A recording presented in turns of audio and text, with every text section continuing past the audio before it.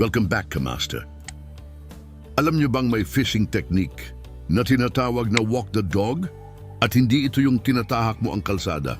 Kasama si Bantay, ha? Ito yung paborito ng mga predator fish. Parang pazigzag na galaw ng isdang lutang na parang lasing pero effective. Okay, paano ba ito gawin? Una, kailangan mo ng topwater lure, yung parang stick o pencil bait. Tapos rod mo dapat medyo maiksi, around 6 to 7 feet para madaling i-twitch. Pagkakas mo ng lure, then simulan mo na twitch sa kanan, slack ang linya, twitch sa kaliwa. Zigzag lang, parang nagka-cramps ang isda. Ang sekreto, Kamaster, ay timing ng twitch. Mula sa slack ng linya, huwag kang masyadong gigil. Hindi ito exmo, hindi kailangang sa pilitang kontrolin. Dapat relax lang ang twitch para natural ang galaw. Ano ang dapat isaalang-alang? Timing! Gawin ito sa madaling araw o hapon, kapag gutom pa ang mga isda. Pagtanghaling tapat, mas tamad pa yan kaysa sayo sa Monday.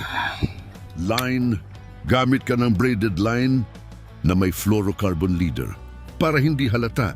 Stealth mode, parang pag-stalk mo sa crush mo.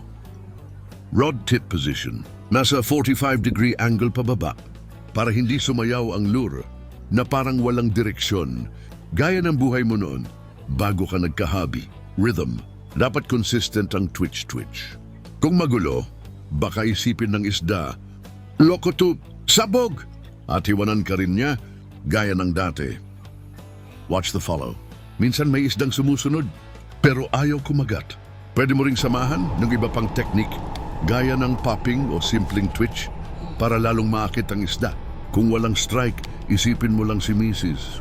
Nagagamit mo lahat ng technique ng panunuyo kapag tinutoyo. At boom, strike! Yes! At yan mga Kamaster, Fish on. hindi kailangan ng leash, basta may twitch at tamang forma. Malay mo, may isda kang makasama pang habang buhay. Okay. Tara na, walk the dog na. Fish on!